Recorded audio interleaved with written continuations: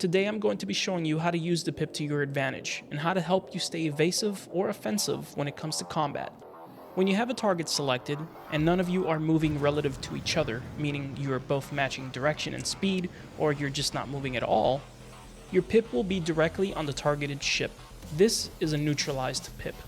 A neutralized Pip means that it's easiest to get shots on target, but conversely, it also means it's easy for you to get shot.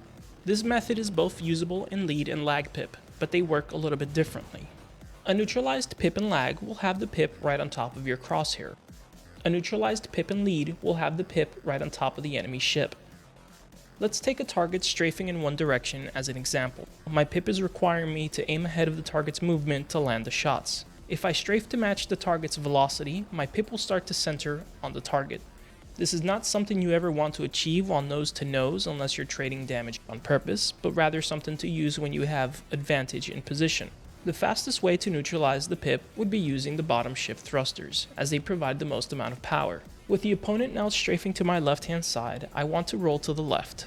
From this direction, all I have to do is strafe up, using as much input as I can to cancel out the Pip.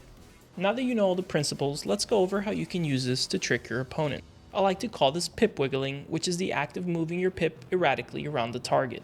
The best way to achieve this is to keep the Pip just a bit off the center of the enemy ship, as the further away it is from the ship, the more power that's going to be required to recenter the Pip. In this example, I'll be showing you the Pip direction change. I'm not applying any forward or rear thrust. I am only focusing on either shifting to the sides, up or down.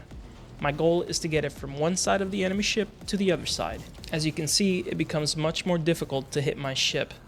Now that you understand how this is done, let's go over some combat footage.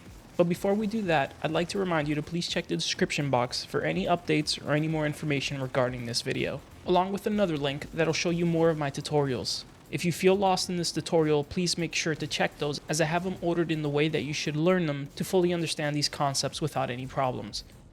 We chose to illustrate these fights in heavy fighters, as they're much slower than light fighters, and help show you this stuff without overwhelming you. I want you to focus on when I neutralize the Pip and when I try to expand the Pip. You'll start to see that I generally try to separate the Pip or cross over the Pip when the target starts to get his nose on me and has a firing acquisition available to him. Conversely, when I feel that he doesn't have a target on me is when I try to neutralize the Pip and shoot on him.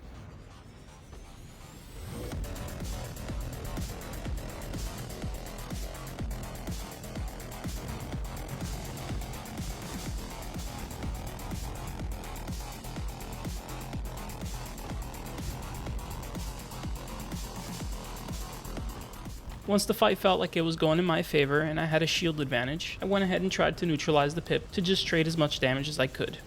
Just remember that relative distance, speed, and separation is what causes evasion.